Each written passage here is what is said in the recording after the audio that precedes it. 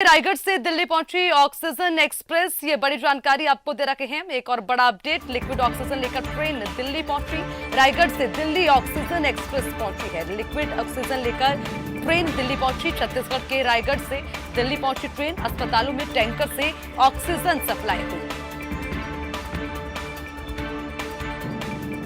ये बड़ी जानकारी, छत्तीसगढ़ से ऑक्सीजन ट्रेन दिल्ली पहुंची। दिल्ली में लगातार ऑक्सीजन को पहुंचाने का काम किया जा रहा है क्योंकि काफी कमी इस वक्त दिल्ली में ऑक्सीजन की है। रायपुर से ऑक्सीजन स्पेशल ट्रेन दिल्ली पहुंची है। अस्पतालों में टैंकर से ऑक्सीजन सप्लाई हुई है।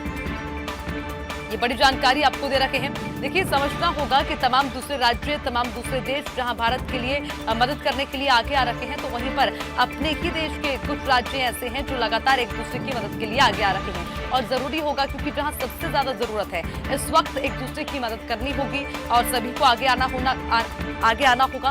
उसी बीच छत्तीसगढ़ से भी जानकारी मिली है कि ऑक्सीजन की मदद दिल्ली को दी गई है। ऑक्सीजन ऑक्सीजन ट्रेन दिल्ली पहुंची ऑक्सीजन लेकर। अब वो ऑक्सीजन अस्पतालों तक पहुंचाई जा रही है क्योंकि दिल्ली में कई ऐसे अस्पताल जहां पर ऑक्सीजन की किल्लत है, सांसों के लिए लोग तरस रहे हैं। ऑक्सीजन की कमी की वजह से कई लोग दम तोड़ रहे हैं, इसीलिए ऑक्सीजन को मुहैया करवाना बेहद जरूरी है। दिल्ली में लगातार कोरोना के मामले बढ़ रहे हैं, तो ये बड़ी जानकारी आपको दे रखे हैं। जरूरी है तमाम चीजों को देखना, ऑक्सीजन की कमी किस तरह से हो रही है, कैसे उसे पूरा किया जाए। उसके लिए जहां पर केंद्र सरकार की जिम्मेदारी है, तो वहीं पर तमाम दूसरे राज्य सरकारों को भी एक दूसरे की मदद करनी होगी।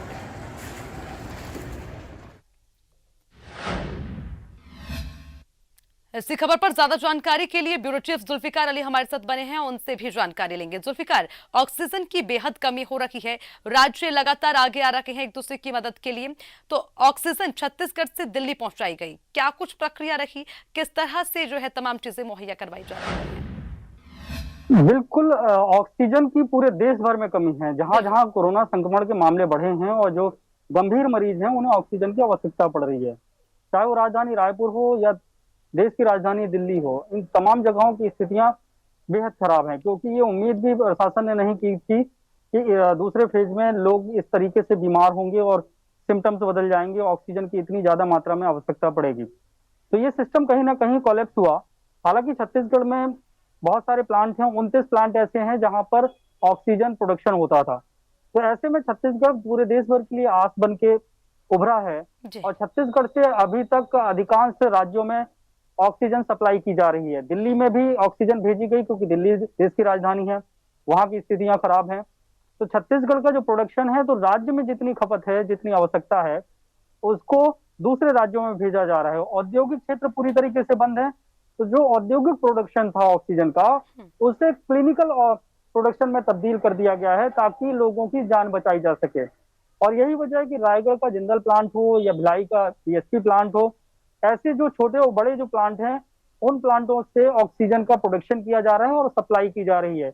इसमें उत्तर प्रदेश में भी बड़ी मात्रा में सप्लाई की जा रही है, महाराष्ट्र को भी ऑक्सीजन दी जा रही है और इसके साथ ही मध्य प्रदेश है, झारखंड है, तेलंगाना है, उड़ीसा है, इन राज्यों में भी ऑक्सीजन की सप्लाई की जा रही है। तो ये देश के लिए छत्तीसगढ़ कहीं ना कहीं ऑक्सीजन के मामले में एक आस के रूप में उभरा है और यहाँ से बाकायदा सप्लाई की जा रही है। हालांकि ये बात भी है कि छत्तीसगढ़ में भी ऑक्सीजन की कमी नजर आती है, लेकिन छत्तीसगढ़ में ऑक्सीजन कमी होने के पीछे का कारण ये है कि यहाँ सिलेंडर की कमी पड़ जाती है।